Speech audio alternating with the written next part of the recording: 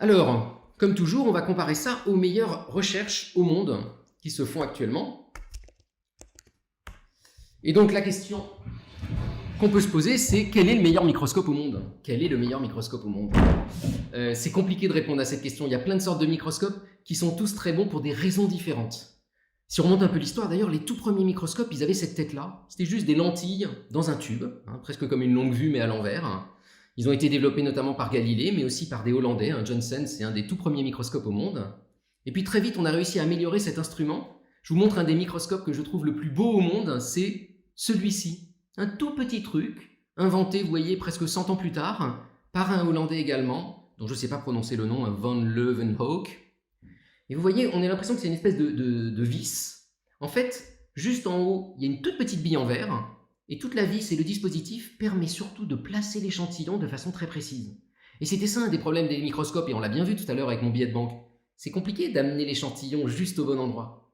Et donc en fait, c'est de la mécanique, c'est de l'ingénierie qui a permis de construire ce tout petit microscope, et soudain, avec une simple petite bille en verre, de voir de façon bien plus précise, parce que mieux ajusté mécaniquement, des objets qu'on n'avait pas vus avant. Et ce Hollandais va révolutionner l'art de la microscopie. Ça va par exemple être le premier à découvrir les globules. Il va découvrir des globules rouges du saumon. Il va aussi découvrir les premiers spermatozoïdes. Il va découvrir des choses incroyables. Tout un monde invisible qui soudain va s'offrir à lui. Alors maintenant, c'est quoi les plus beaux microscopes? Il y en a plein, des microscopes optiques incroyables, des microscopes super résolus, des microscopes à effet tunnel, des microscopes à force atomique. Mais celui que j'ai choisi, c'est un de mes préférés, c'est le microscope électronique. Alors qu'est-ce que c'est que cette drôle de bête? Le microscope électronique utilise la physique quantique pour faire un microscope. La physique quantique, je ne vais pas trop en parler aujourd'hui, mais ce qu'elle dit en gros, c'est que n'importe quelle particule se comporte aussi dans certaines circonstances comme une onde, comme une vague, comme de la lumière. Et donc en particulier, si vous prenez par exemple une particule comme un électron, et bien cet électron dans certaines circonstances se comporte exactement comme de la lumière, donc comme un rayon lumineux. Et donc les physiciens, une fois qu'ils ont compris ça, dans les années 30, se sont dit, est-ce qu'on ne pourrait pas faire un microscope avec? Au lieu d'utiliser la lumière, on va utiliser de la lumière d'électrons. On va utiliser des électrons au lieu d'utiliser des rayons de lumière. Alors ça semble bizarre comme idée, et puis surtout, qu'est-ce qu'on va faire comme lentille? La lentille en verre, ça marche plus. La lentille en verre, elle affecte la lumière, elle affecte pas les électrons. Et les physiciens se sont dit, mais c'est fastoche. Une lentille déforme les rayons de lumière. Vous vous souvenez? Donc il suffit de faire pareil pour des électrons. Et les électrons, pour changer leur trajet, il suffit juste de leur mettre un champ électrique ou un champ magnétique. C'est des particules chargées électriquement et donc elles vont être déviées.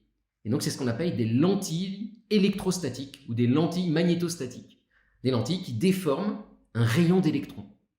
Et donc je vous présente le microscope électronique. Alors on a fait une petite animation qui permet vraiment de voir ce que c'est, que je vais mettre en écran plein. Ça c'est des animations qu'on a développées dans l'équipe et que vous pouvez retrouver sur Tout est quantique. Alors voilà comment marche un microscope électronique. Donc ce que vous allez faire, c'est d'abord prendre une source d'électrons que vous allez bombarder sur un échantillon. Et puis les petits anneaux qu'on voit là, c'est les lentilles électrostatiques. Donc vos électrons, ils partent de la source, on va dire qu'ils sont de couleur rouge par exemple, ils se comportent un peu comme de la lumière, et vous allez les envoyer sur un échantillon, c'est l'espèce de petite galette blanche que j'ai mis ici. Donc regardez, la première lentille dévie le faisceau tape sur l'échantillon, passe à travers, et puis ensuite est convergé et réenvoyé sur un écran. Exactement comme dans un microscope normal, l'image est agrandie. L'image est agrandie, mais ici l'image en fait c'est pas une vraie image, c'est pas de la vraie lumière, c'est l'ombre portée de l'échantillon, là où sont plus ou moins passés les électrons. Évidemment quand il y a de l'épaisseur, ils ont plus de mal à passer, donc il y en a moins qui arrivent en bas. Donc on utilise des lentilles et on déforme l'image pour juste regarder où arrivent les électrons comme où arriverait la lumière. Alors quel est l'intérêt de ce microscope? C'est qu'en fait les électrons ont une longueur d'onde tellement petite qu'il n'y a plus aucune limite, on peut voir des objets d'une taille incroyablement petite, on peut voir des atomes. On peut voir le dixième de milliardième de mètre, on peut voir le nanomètre, on peut même voir l'angstrom. Pour les gens qui savent ce que c'est qu'un angstrom, c'est un dixième de nanomètre. On peut faire même mieux. Avec le même appareil, on peut non seulement voir où sont les atomes dans la matière, mais on peut voir quels sont les atomes. Si un atome, par exemple, est un carbone ou un oxygène. Alors pour faire ça, c'est un peu subtil, mais je vous montre comment on fait parce que c'est trop joli. Ça s'appelle la microscopie électronique avec perte d'électrons. Dans mon laboratoire, il y a une équipe qui s'appelle STEM, qui est des spécialistes internationaux de ça. L'idée est la suivante, c'est que d'abord, vous allez envoyer le faisceau qu'à un endroit de l'échantillon, sur un seul des atomes. Donc pour faire ça, vous voyez, vous prenez la bonne lentille, vous envoyez la lumière, ce sont des électrons, et ça tape à un endroit de l'échantillon. Évidemment, pour avoir l'image entière, vous allez balayer, hein, vous allez juste emmener votre faisceau d'électrons qui va se promener le long de l'échantillon. D'accord? Bon, je zappe un petit peu. Avec ça, vous obtenez une image. Et ce que vous allez faire ensuite, c'est faire exactement la même chose, mais mesurer l'énergie de ces électrons. Alors vous le mesurez ici avec un système de prisme qui permet de voir en déviant en gros l'énergie du faisceau. Mais si je ne rentre pas dans les détails, finalement, vous êtes en train de voir comment les électrons ont traversé la matière. Et ce dont vous allez vous rendre compte en faisant ça, c'est qu'ils perdent plus ou moins d'énergie selon les atomes qu'ils traversent. Donc si vous savez mesurer cette perte d'énergie, eh bien vous savez mesurer quel atome se trouve dans la matière. Et alors là, je vais vous faire une démonstration de ça. Alors pas en direct évidemment, en prenant un article de recherche, un article publié par le groupe de Manhart, mais maintenant tous les gens avec ce genre de microscope savent faire ça.